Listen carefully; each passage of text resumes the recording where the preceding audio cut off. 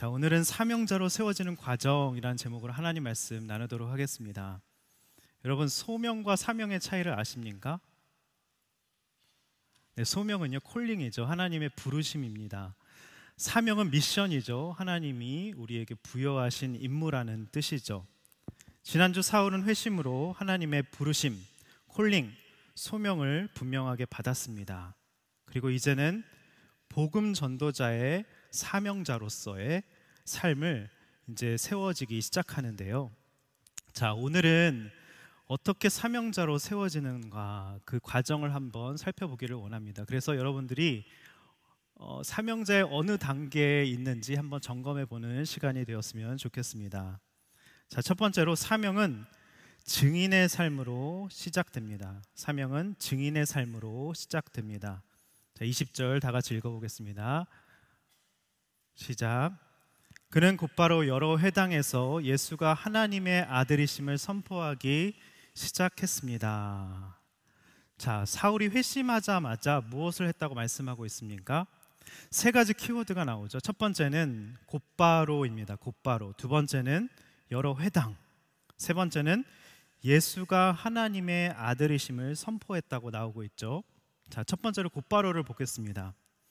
자, 회심 후에 사울의 삶에 엄청난 변화가 일어났습니다. 그 벅찬 가슴, 불붙는 논리, 뜨거운 가슴, 사람을 살리고 싶은 손과 발, 그죠? 그 벅찬 가슴으로 그대로 있을 수는 없었던 것이죠. 시간 낭비하고 싶지 않은 생각이 들었던 것입니다. 그래서 시간을 지체하지 않고 곧바로 행동에 옮기기 시작합니다. 제가 고1 때 예수님 인격적으로 영접하고 곧바로 큐티를 시작했습니다.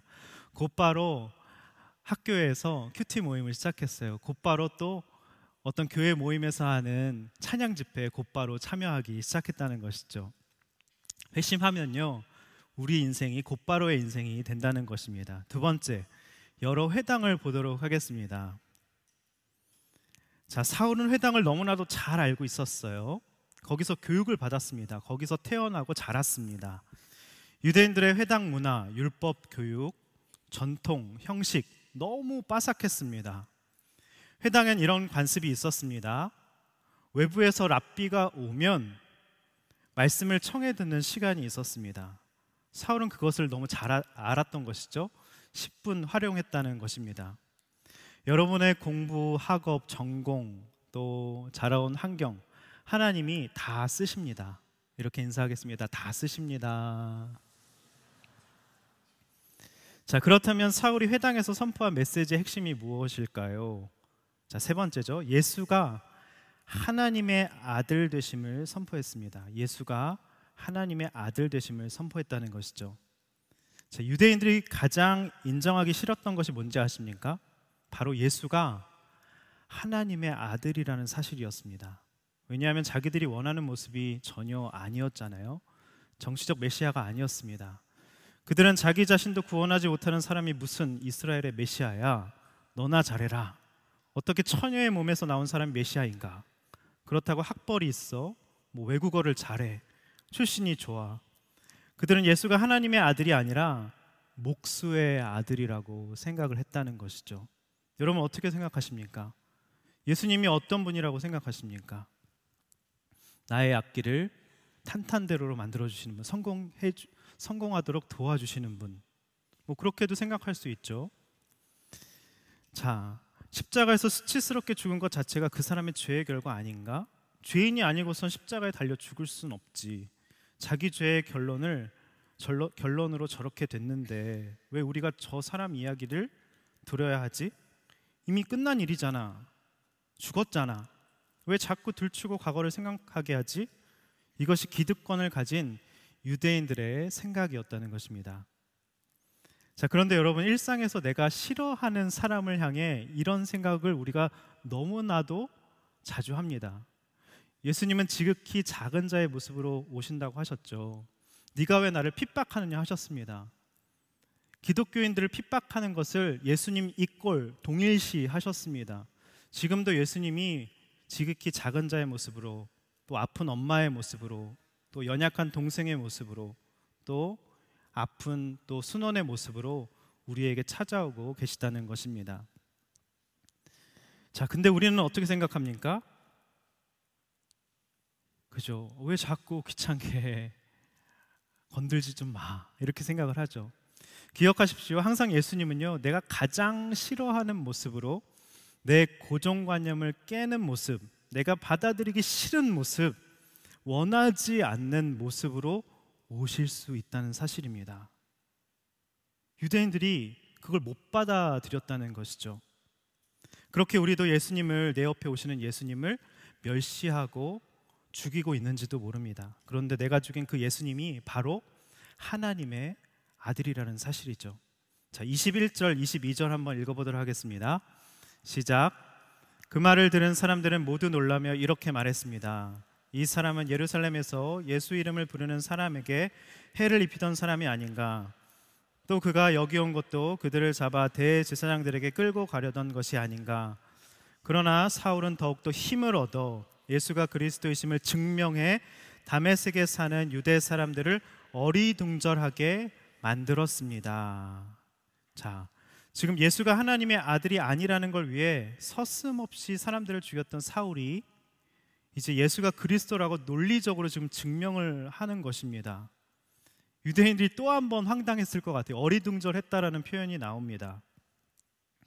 이젠 그 사울까지도, 대단했던, 짜랑짜랑했던 사울까지도 이 유대인들이 무시하기 시작한다는 것이죠. 자, 여러분, 우리가 전도할 때 예수가 그리스도라고 하면 칭찬받을까요? 아니요, 칭찬받지 않습니다. 믿는 사람들이 다 같은 믿음으로 예수는 그리스도라고 하지 않습니다. 시간이 지날수록 그렇게 느끼는 일이 많아지실 겁니다. 나는 진짜 예수가 그리스도라고, 메시아, 구세주, 세이비어라는 뜻이잖아요. 그런데 돈이 구세주, 성공이 구세주, 내 앞길 탄탄대로 열리는 게 구세주, 결혼하는 것이 구세주, 그게 나쁘다는 의미는 아닌데 그걸 전부라고 생각하는 것이 바로 구세주라는 것이죠. 사람들이 의외로 예수를 전부라고, 구세주라고 생각하지 않는다는 것입니다. 저도 예수가 그리스도라고, 돈이 그리스도가 아니라고, 성공이 그리스도가 아니라고 굉장히 세게 강하게 외치면요, 목사인데도 목사님은 너무 세상을 몰라, 너무 영적이야, 그래서 너무 치우쳤어, 이렇게 말하시는 분도 계시더라고요. 자, 첫 번째 적용 질문 드리도록 하겠습니다. 굉장히 좀 문장을 잘 읽으셔야 됩니다. 나의 신앙생활은 예수를 믿기에 모범적인 생활로 본이 되고자 하는가? 아니면 예수가 하나님의 아들이심을 믿고 전하고자 하는가? 이해되셨어요? 다른 게 구세주인 거예요. 그래서 그냥 예수님을 믿긴 믿는데 그냥 신앙생활을 세련되게, 모범적으로, 그래 누군가에게 본이 되는 것으로 살 수 있다는 것이죠. 유대인들이 그랬다는 것입니다. 아니면 진짜 예수가 하나님의 아들인지 그리스도인지 믿고 이렇게 사울처럼 곧바로 즉시 여러 회당에 가서 전하고 있는지 여러분의 삶을 한번 돌아보셨으면 좋겠습니다. 자, 첫 번째가 사명은 증인의 삶으로 시작된다는 것이었습니다. 두 번째는요, 사명은 반드시 고독을 경험해야 됩니다. 반드시 고독을 경험해야 됩니다. 자, 23절 읽어보겠습니다. 시작. 여러 날이 지난 후 유대 사람들은 사울을 죽이려는 음모를 꾸몄습니다. 자, 여기 여러 날이라는 말이 나오죠. 자, 이 기간을 갈라디아서 1장 17절 18절은요 3년이라고 말하고 있습니다. 한번 읽어보겠습니다. 시작. 나보다 먼저 사도가 된 사람들을 만나려고 예루살렘으로 올라가지도 않았습니다. 나는 곧장 아라비아로 갔다가 다시 다메섹으로 되돌아갔습니다. 3년 뒤 나는 게바를 만나려고 예루살렘으로 올라가서, 여기까지 읽겠습니다. 자, 무슨 말입니까? 사울이 회심 후에 곧장 사도들을 만나려고 예루살렘으로 간 게 아니라 곧장 어디로요? 아라비아로 갔다고 말씀하고 있습니다. 그리고 다시 다메섹으로 되돌아왔는데 아라비아와 다메섹에 있는 토탈 시간이 3년 정도 소요됐다는 것을 말씀하고 있는 것이죠. 아까 23절에 한번 성경을 띄워보십시오. 옆에 두십시오. 여러 날이 지난 후, 이 여러 날이 3년이라는 것을 우리가 알 수 있다는 것이죠. 자, 사울은 아마도 이 시간에 무엇을 했을까요? 또 묵상을 해보았습니다. 3년 동안 무엇을 했을까요? 생각해 보세요. 아마도 자기에게 일어난 엄청난 사건에 대해 하나님의 뜻은 과연 무엇일까? 자기를 이방인을 위한 사도로 그릇으로 쓰신다고 하셨는데, 고난도 당한다고 하셨는데 과연 어떻게 내 삶을 인도하실까? 그죠? 뭐 그런 생각을 했을 것 같아요. 하나님의 뜻은 무엇인지, 그리고 자기가 지은 엄청난 죄, 주홍 글씨, 스데반을 죽이고 많은 믿는 자들을 감옥에 가둔 자기의 죄를 돌아보면서 회개하고 또 주님 앞에 나아가고 은혜의 시간을 보냈을 겁니다. 지금까지의 내 삶을 무엇을 위해 그토록 열심을 내서 살아온 것인가, 자기의 삶을 돌아도 봤겠죠. 이렇게 홀로 생각하는 고독의 시간이 필요했다는 것입니다. 그러니 아라비아에서의 3년은 반드시 필요한 시간이었다는 것이죠. 자, 이 시간이 의미하는 게 무엇인가? 하나님을 만나는 시간이고 정말 내면이 깊어지는 시간이었다는 것입니다. 나 같은 죄인을 구원해 주신 큰 은혜를 어떻게 갚을 수 있을까? 내가 과연 주님을 위해서 무엇을 할 수 있을까? 정말 주님 앞에서 정말 묵상하고 또 깊어지는 시간이었다는 것입니다. 이후 바울의 사역 가운데 얼마나 많은 고난이 있었습니까? 우리가 다 알지 않습니까? 그런 고난 가운데서도 사명을 기쁘게 감당해야 하는 이유를 확고히 하며 영적으로 준비되는 시간을 보냈던 것 같습니다. 특히 그의 전문 분야인 구약을 예수님의 구속사적인 관점으로 재해석하는 일, 이게 메시아를 예언하는 구절이었구나, 예수님이 딱 껴맞춰지면서 완전히 계시가 열렸다는 것이죠. 묵상과 연구에 굉장히 전념했을 것 같습니다. 예수님이 정말 하나님의 아들이라면 그동안 내가 읽어온 성경에서 어떻게 메시아에 대한 예언이 성취되어 이루어졌는지 아마 그걸 다 찾았을 겁니다. 하나님의 약속과 구원의 관점에서 성경을 다시 3년 동안 샅샅이 뒤졌을 것입니다. 바울 서신서에 보면 그 놀라운 성경 해석과 구약에 대한 인용을 보면 정말 놀라지 않을 수 없습니다. 자, 갈라디아서 1장 16절 한번 보겠습니다. 읽어보겠습니다. 시작. 그의 아들을 이방에 전하기 위하여 그를 내 속에 나타내시기를 기뻐하셨을 때 내가 곧 혈육과 의논하지 아니하고,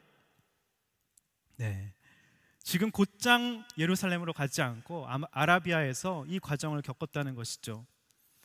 회심 직후에 혈육과 의논하지 않았다고 합니다. 사도들을 또 먼저 찾아가지 않았다고 합니다. 또 묵상해 봤어요. 만약 이때 사도들을 만났다면 그의 구원관과 이방 선교에 대한 선교관이 완전히 흔들렸을 겁니다. 왜요? 사도들은 이방 선교는 꿈에도 생각하지 못하고 있었습니다. 이방인에 대한 굉장한 편견이 있었습니다. 베드로도 안 변했습니다. 안 깨지는 거예요. 그래서 보자기 환상을 보여주시죠. 가증한 것들 먹어라, 싫습니다. 먹어라, 싫습니다.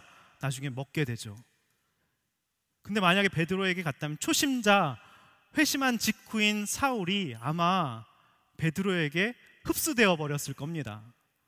때로는 홀로 있는 시간이 필요해요. 독창성이 나오려면요, 굉장히 내면이 단단하고 준비가 돼야 된다는 것이죠. 구약을 이방 선교적 관점에서 바라보고 해석하는 로마서, 갈라디아서는 아마 나오지 못했을 겁니다. 기독교의 토대를 놓은 모든 바울 서신서는 쓰여지지 않았을 겁니다. 이 3년은 그렇게 이방 선교를 위한 초석을 놓는 굉장한 시간이었다는 것이죠. 여러분, 여러분에게도요, 이 3년의 고독의 준비 시간이 반드시 필요합니다. 외롭습니다. 아무도 찾지 않습니다. 그리고 끊임없이 자기의 내면을 성찰해야 되고, 그냥 묵상과 이 주님을 묵상하는 일에, 성경을 해석하는 일에 전념해야 한다는 것이죠. 자, 이방 선교에 그래서 이 사울이 선구자가 된 것입니다. 여러분 기억하십시오. 사명은 반드시 고독이 필요합니다. 이렇게 인사하겠습니다. 사명은 반드시 고독이 필요하다. 두 번째 적용 질문 드리도록 하겠습니다. 여러분에게 3년의 고독의 시간은 언제였습니까? 그리고 그때 무엇을 준비하셨습니까? 그냥 허송세월하면 절대로 안 돼요, 여러분. 시간을 흘려보내면 안 됩니다. 시간을 붙잡아야 됩니다. 에베소서인가요? 세월을 아끼라가 세이브예요. 구원하라는 뜻입니다. 흘러가는 시간을 카이로스의 시간으로 여러분이 붙드셔야 됩니다. 준비하지 않으면요, 하나님 못 쓰세요. 준비되셔야 됩니다. 자, 첫 번째는 사명은 증인의 삶으로 시작되고요. 두 번째는 사명은 반드시 고독을 경험해야 되고요. 세 번째 보겠습니다. 사명에는 예비하신 동역자가 있습니다. 예비하신 동역자가 있습니다. 자, 보겠습니다. 이렇게 3년 동안 준비돼서 다시 다메섹으로 돌아왔습니다. 다메섹에 돌아와서 이제 하나님의 말씀을 거침없이 전하기 시작했어요. 그랬더니 어떤 일이 일어납니까? 이렇게 준비가 잘 되면 탄탄대로가 펼쳐지는 것이 아니라, 자, 23절, 24절 보도록 하겠습니다. 시작. 여러 날이 지난 후 유대 사람들은 사울을 죽이려는 음모를 꾸몄습니다. 24절. 그러나 사울이 그들의 계획을 알게 됐습니다. 그들은 사울을 죽이려고 밤낮으로 성문을 철저하게 지키고 서 있었지만, 자, 기다리고 있는 것이 무엇이었습니까? 음모. 그죠? 위기가 찾아온 것입니다. 근데 이들은 평범한 유대인들이 아니었어요. 또 성경을 찾아보니까 놀라운 사실이 있었습니다. 고린도후서 11장 32절 한번 띄워주세요.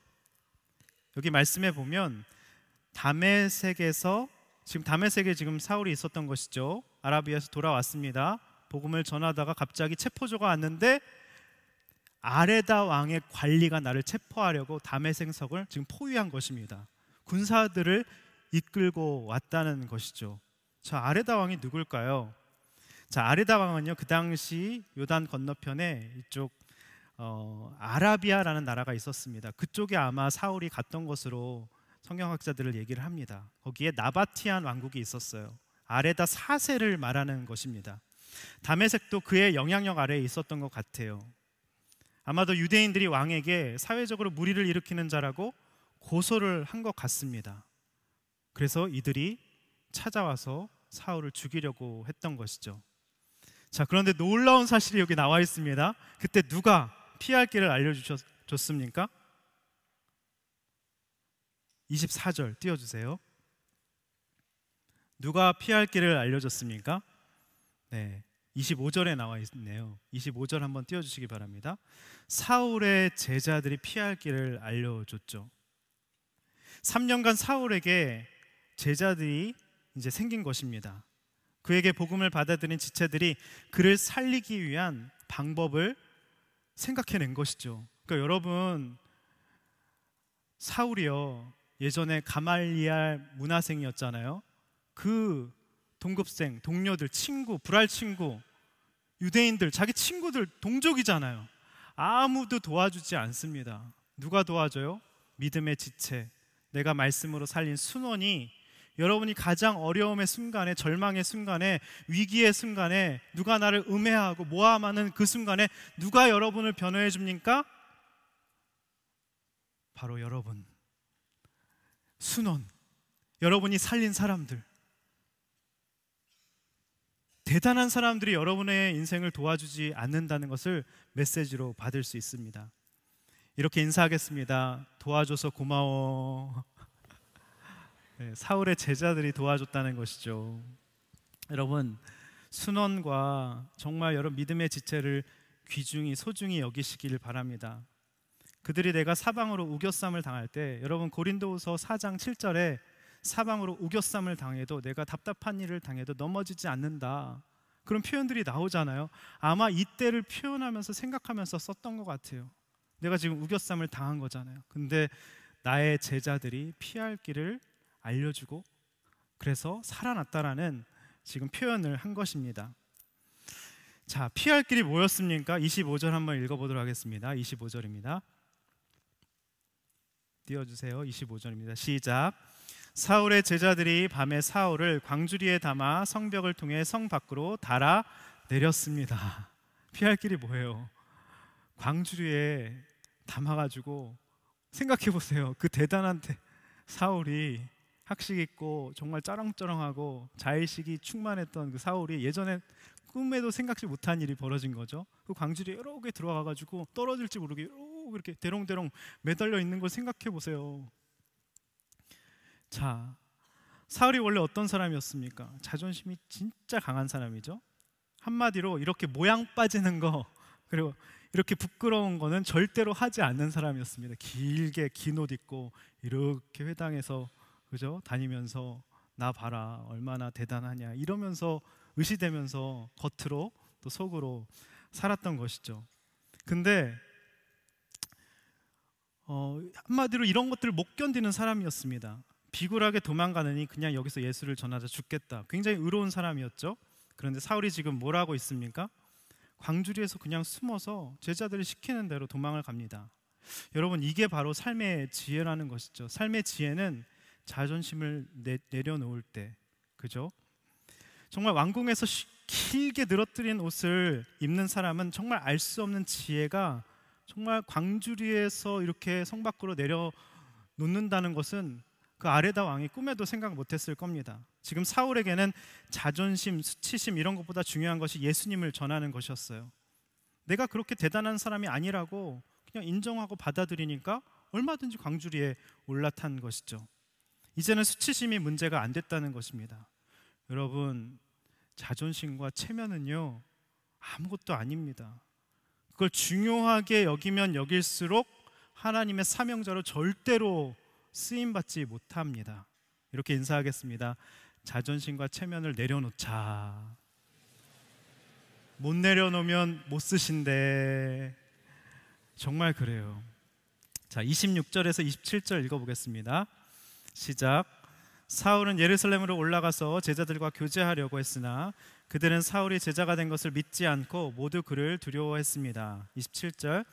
그러나 바나바는 사울을 데리고 사도들에게 가서 사울이 길에서 어떻게 주를 보았으며 주께서 그에게 말씀하신 것과 다메섹에서 그가 예수의 이름을 담대하게 전한 것을 그들에게 이야기해 주었습니다.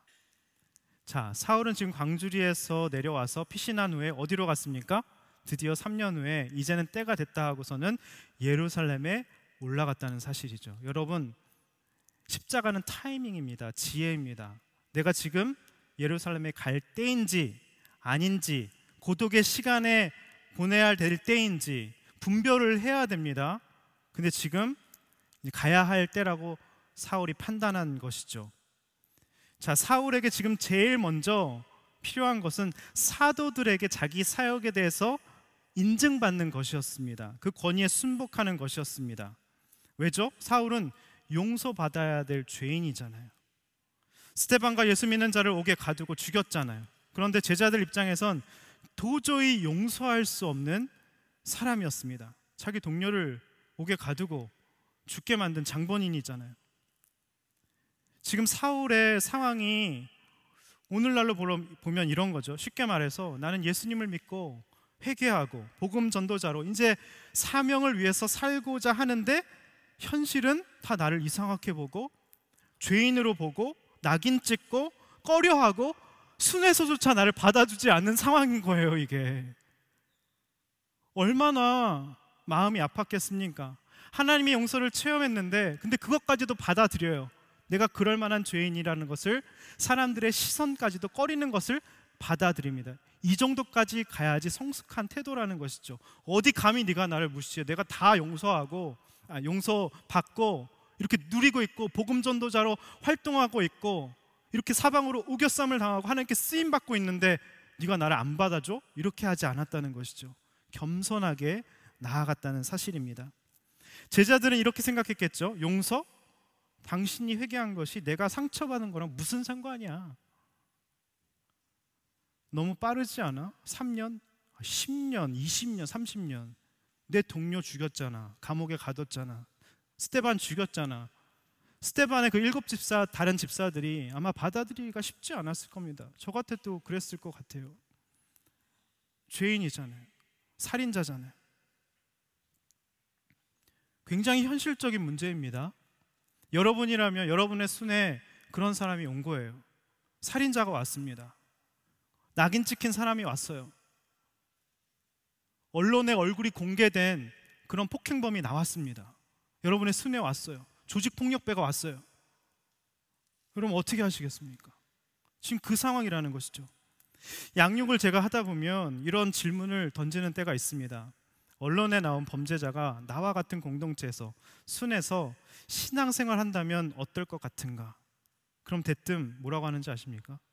도저히 그거는 못 받아들이겠다고, 그런 말조차도 하지 말라고 목사님 그러십니다. 어떻게 그 사람이 내가 나와 같은 죄인인가? 그 사람은 죄 지었으니까 감옥부터 가야 된다. 나도 죄인이어도 사람 죽인 죄인은 아니라고 그렇게 나눈다는 것이죠. 질이 다른 죄인이라고 생각한다는 것입니다. 예전에 제가 슈바이처랑 고재봉 얘기했잖아요. 그때 많은 분들이 충격을 받으시더라고요.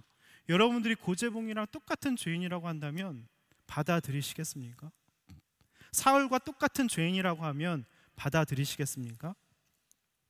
아무리 천하의 사울이라도 너무 위축됐을 것 같아요. 이젠 교제하고 싶어서, 사도들을 만나고 싶어서 갔는데 막 노심초사했을 것 같습니다. 이분들이 나를 받아줄 것인가 안 받아줄 것인가. 우리도 교회 처음 가면 그렇잖아요. 순에서 나 같은 존재를 받아줄 것인가 안 받아줄 것인가. 초미의 관심사잖아요. 용납해 줄 것인가, 내가 있는 모습 그대로 나누어도 이들이 나를 어떻게 대할 것인가. 그때 바나바가 나타났습니다. 할렐루야. 너무너무 은혜를 받았어요. 하나님은 내가 감당하지 못하면요, 돕는 천사를 항상 보내주십니다. 성령과 지혜가 충만한 사람, 자기의 모든 걸 팔아서 사도들 발 앞에 갖다 놓은 사람 기억나? 여러분, 이 낯선 분위기 우리 사도행전 했잖아요. 바나바 기억나시죠? 할렐루야. 여러분 사랑합니다. 네. 바나바가 나타난 거예요.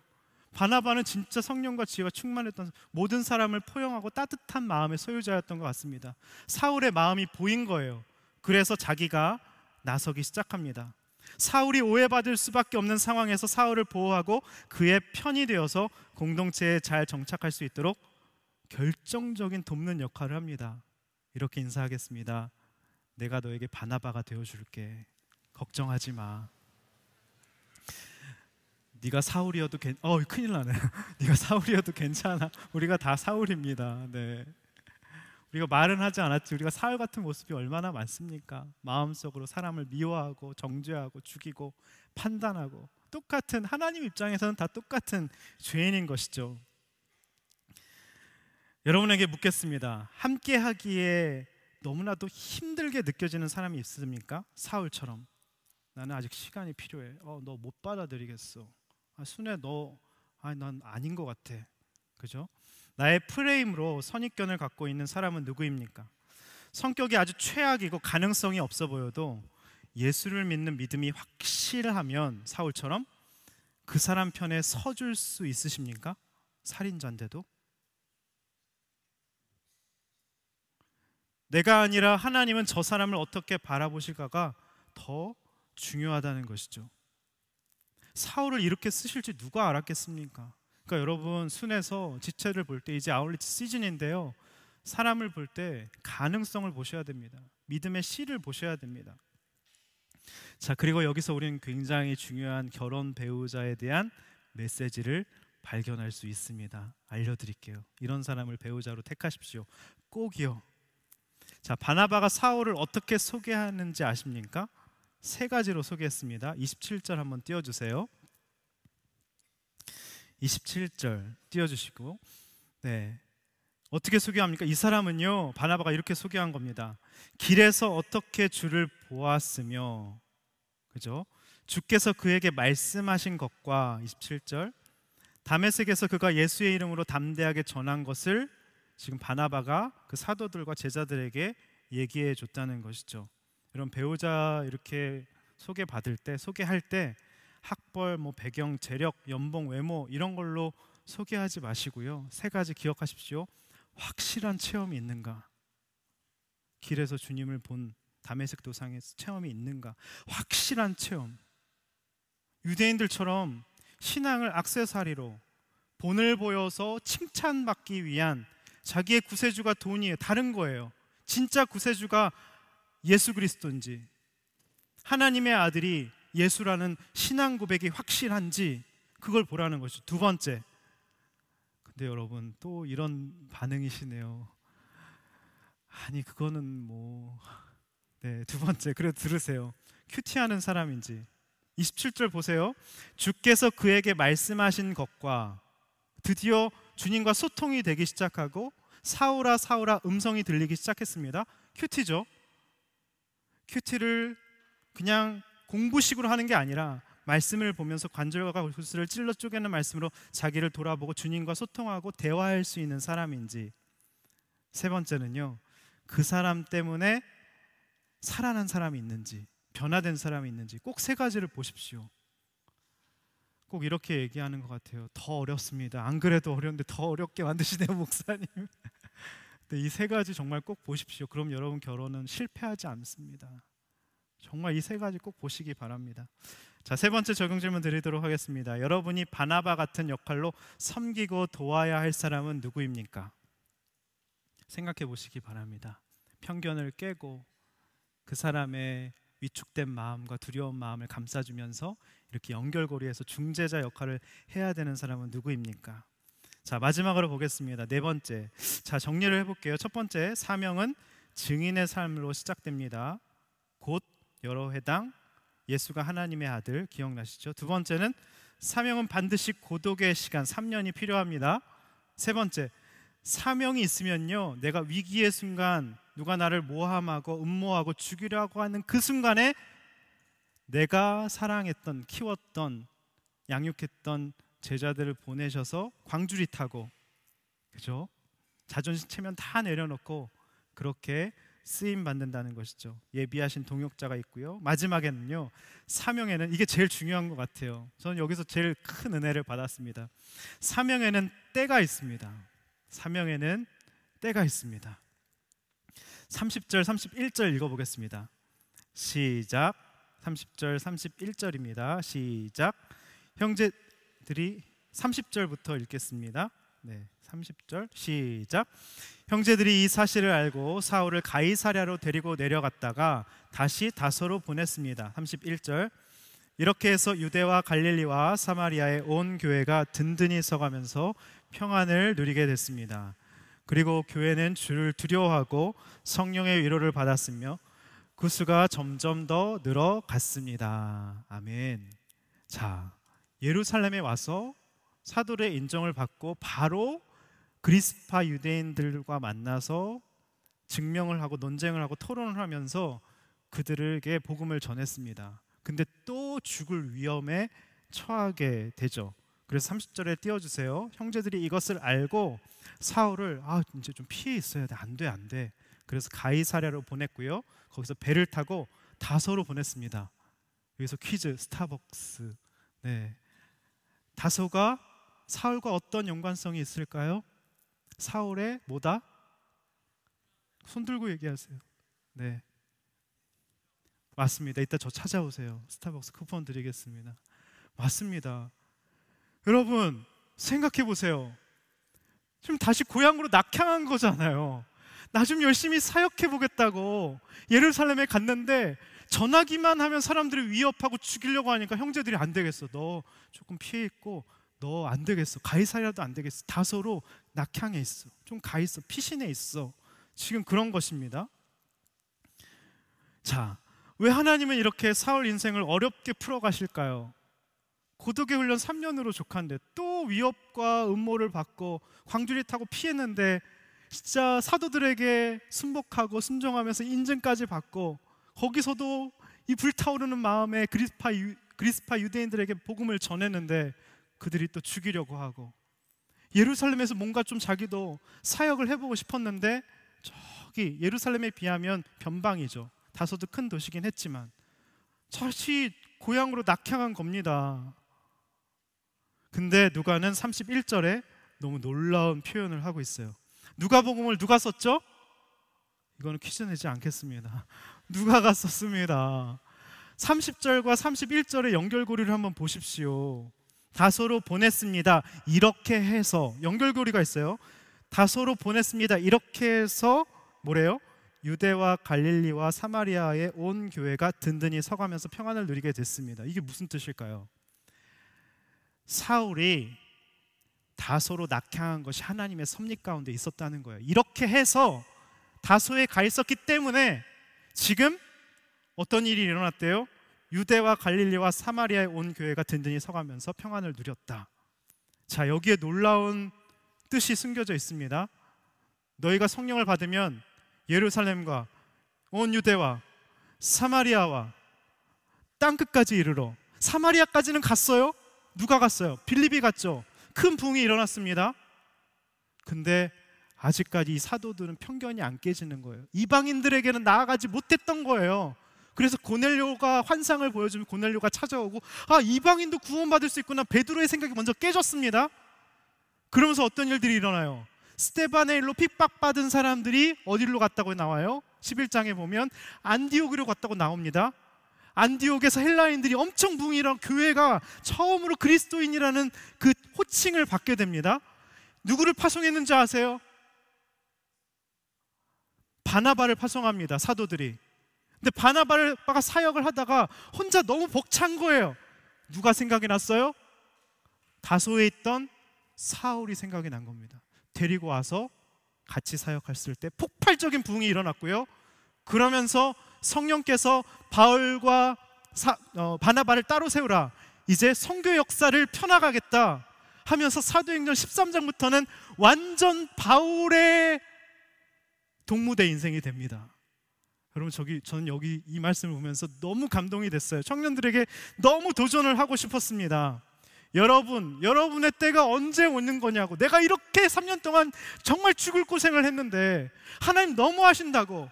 내가 목숨 걸고 복음 전하고 성경 연구하고 준비하고 또 갈고 닦고 실력을 쌓고 여기까지 왔는데, 예루살렘에 가서 그 사람들의 편견과 오해와 무시와 멸시 조롱을 다 받아가면서 나는 받아도 싸다 생각하면서 목숨 걸고 그리스파 유대인들에게 복음을 전했는데 낙향한 거예요. 생각해 보세요. 인생이 너무 허무하지 않았겠습니까? 근데요, 다소에 몇 년 있었는지 아세요? 10년 있었습니다. 우리 이렇게 인사하겠습니다. 10년만 참자. 죄송해요 여러분, 10년 있다가 다 이제 큰일 나죠. 네, 그 상징적인 숫자입니다. 성경에서 10년은요 완성수예요. 그 인내의 시간을 조금만 더 기다리면 내가 너 쓸 거야. 너의 인생을 찬란하게 만들어줄 거야. 이방인을 향한 그릇으로 너를 통해서 모든 이방인들이 돌아오게 할 거야. 너 왕 앞에도 쓸 거고 그렇게 내가 사용할 거야. 믿어 제발. 주님이 말씀하시는 것 같더라고요. 제 인생을 돌아보니까 고독의 시간도 있었고요, 정말 원망과 불평하는 시간도 있었습니다. 하나님, 제가 이렇게까지 했는데 하나님 왜 이러십니까? 그 10년이 저에게도 있었습니다. 그 10년은 완전수, 반드시 저에게 필요한 시간이었다는 것이죠. 하나님의 섭리 가운데 이렇게 해서 10년에 다소의 10년 있었기 때문에 데리고 와서 같이 사역하고 1차 선교여행 바나바와 사울이 같이 가는 거 아닙니까?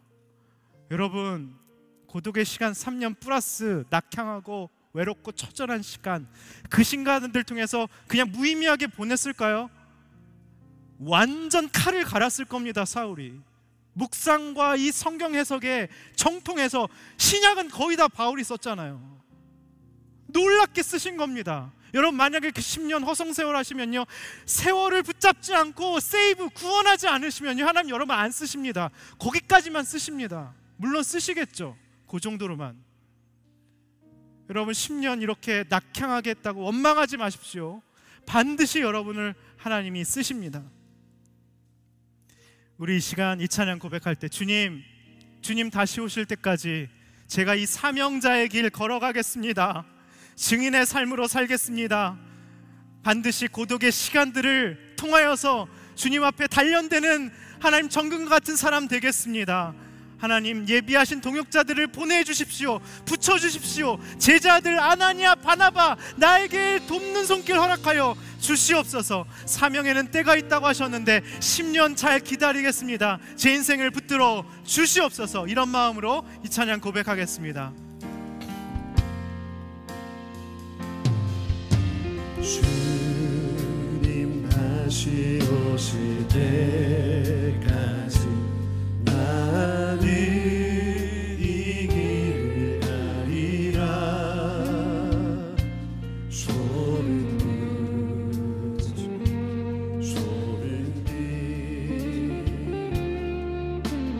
나의 십자가 지고 나의 가는 일 끝에서 나의 가는 길 끝에서 나는 주님을 보리라. 영광의 내 주님, 내 주님 나를 맞아주시니 나를 맞아주시니 주님 다시 오실 때까지 주님 다시 오실 때까지 나는 일어나 달려가겠습니다. 나는 일어나 달려가리라. 주의 영광 온 땅 덮을 때까지 나는 일어나 노래하겠습니다.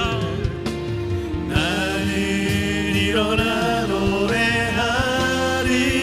내 사모하는 주님, 내 사모하는 주님 온 세상 구주시라. 온 세상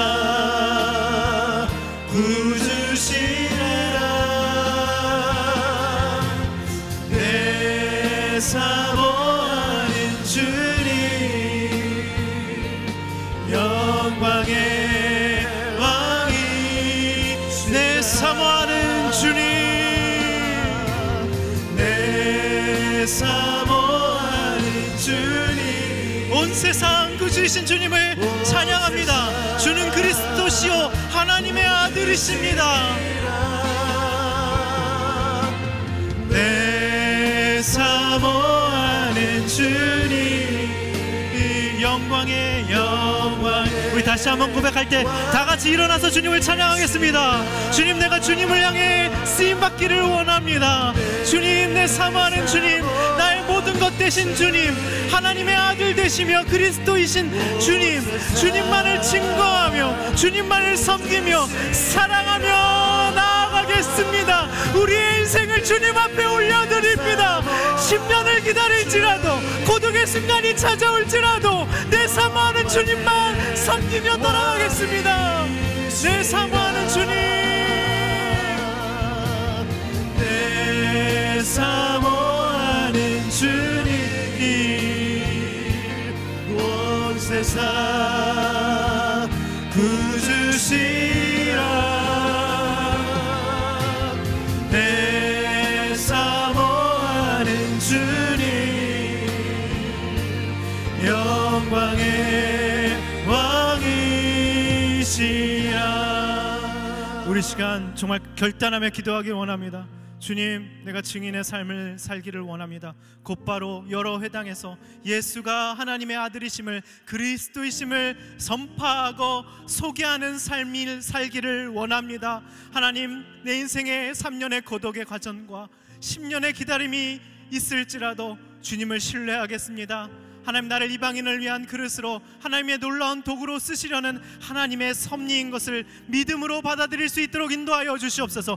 돕는 손길, 하나님, 나의 모든 지체들, 하나님 바나바와 아나니아와 하나님 사울의 제자들과 같은 돕는 손길들을 허락하여 주시옵소서. 하나님의 때를 기다릴 때 하나님 놀라운 선교의 역사를 나를 통해 써내려가 주시옵소서. 나의 삶을 주님 앞에 올려드리는 님 마음껏 사용하여 주시옵소서. 다 같이 주여 한번 부르고 기도하겠습니다.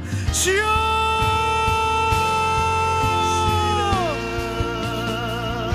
하나님 아버지, 증인의 삶으로 주님 앞에 쓰임받을 수 있도록 인도하여 주시옵소서. 불타는 가슴과 뜨거운 가슴으로 하나님 불붙는 논리와 하나님 움직이는 하나님께 정말 부지런한 손과 발로 사람을 살리며 사람을 회복시키는 주님의 메신저로 선교의 도구로 우리를 사용하여 주시옵소서. 하나님, 예수가 예수가 하나님의 아들 되심을 선포하며 하나님 그렇게 나아갈 수 있도록 주님 인도하여 주시옵소서. 하나님 사명은 반드시 고독이 필요하다고 하셨습니다.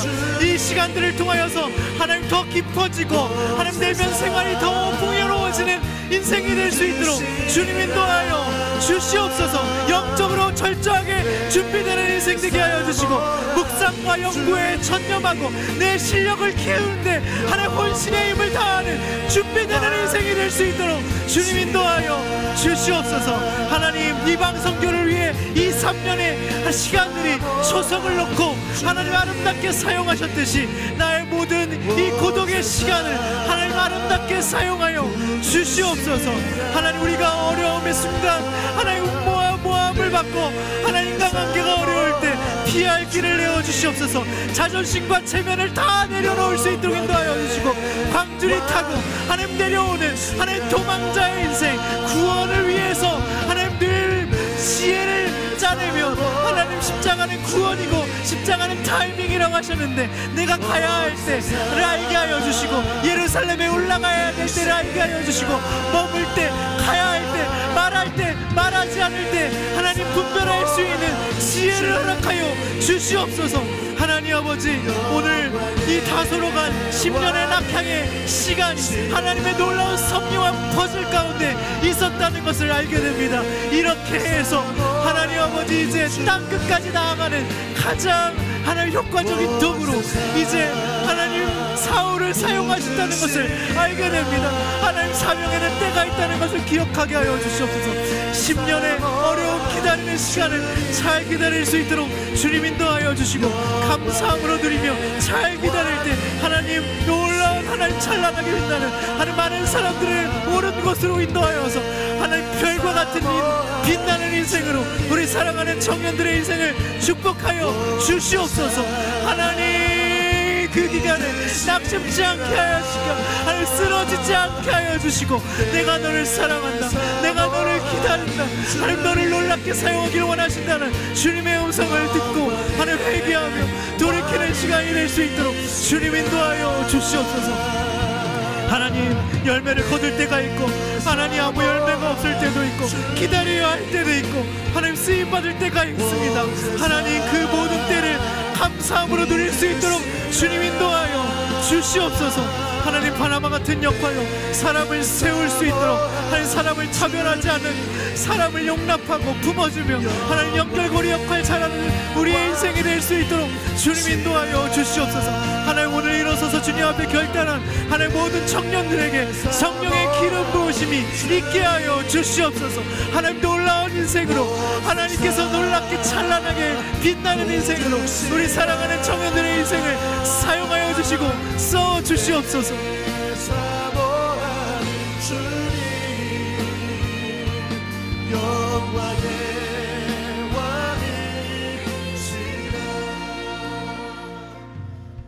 하나님 그 벅찬 가슴을 안고 곧바로 복음을 전하기 위해 해당을 찾은 사울의 그 뜨거운 마음을 우리 청년들에게 허락하여 주시옵소서.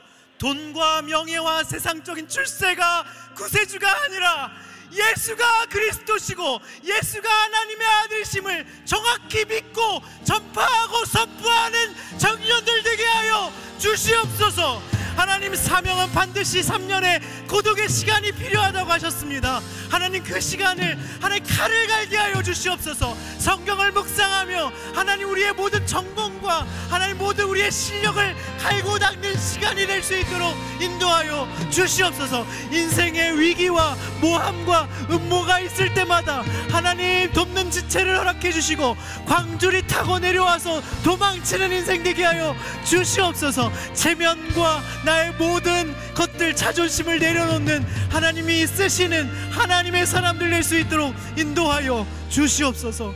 하나님 오늘 사명에는 때가 있다고 하셨습니다. 이제 예루살렘과 유대와 사마리아까지 갔는데 땅끝까지 가야 되는데 가지 못하고 있으니 이제 사울을 다소로 보내서 이제 13장이 되니 바나바가 사울을 찾으러 가고 놀라운 선교의 역사가 시작되었습니다. 10년 동안 결코 낙향에서 버리는 시간이 아니라고 오늘 주님이 말씀하십니다.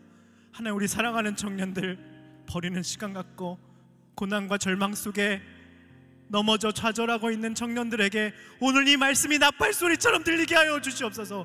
너를 쓰려는 하나님 기다림의 준비의 시간이라고 오늘 말씀하시는데, 그것을 믿음으로 받고 기다릴 때 하나님, 우리의 모든 사랑하는 청년들을 하나님 많은 사람들을 옳은 곳으로 인도하는 별과 같은 빛나는 인생으로 축복하여 주시옵소서. 하나님, 선교의 역사를 우리 사랑하는 청년들을 통하여서 써내려가 주시옵소서. 주님 축복합니다. 주님, 우리 사랑하는 청년들을 축복합니다. 주님, 사명자로 사용하여 주시옵소서. 이미 사용하고 계심에 감사드립니다. 더 놀랍도록 사용하여 주시옵소서. 감사드리오며 예수님의 이름으로 기도드립니다.